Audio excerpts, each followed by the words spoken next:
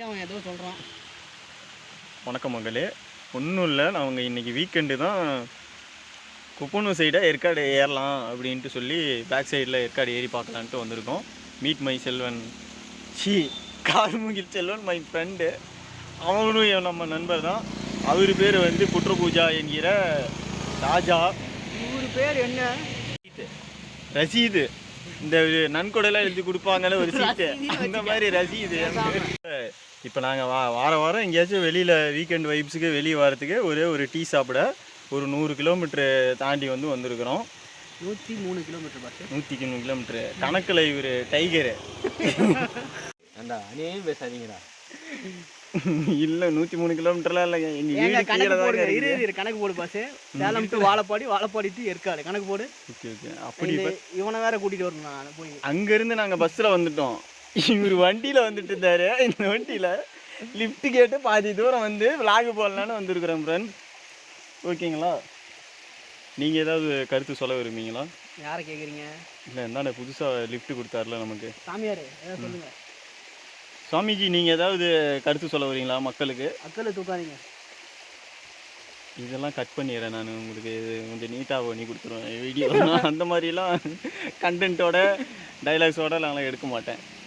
அதை பண்ணாமல் வேறு எதாவது பண்ணுவானுங்கல்ல? இல்லை விளாக்லாம் பண்ணலாம். வந்தோம்னா ஜாலியாக சுற்றி பார்த்துட்டு போகலாங்க.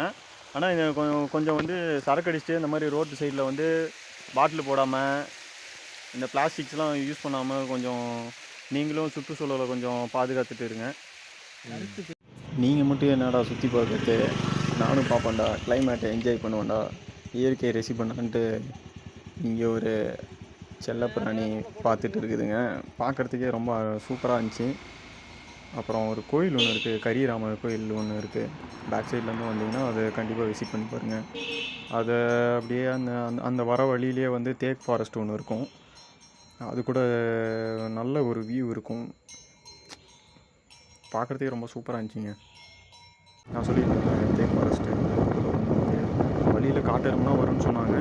ஆனால் நாங்கள் போன சமயத்தில் காட்டெருமை எதுவுமே வரல. ரொம்ப வருஷத்துக்கு முன்னாடி பேக் சைடில் வரும்போது நாங்கள் ஒரு கூட்டமே பார்த்தோங்க. ரொம்ப சூப்பராக இருந்தது.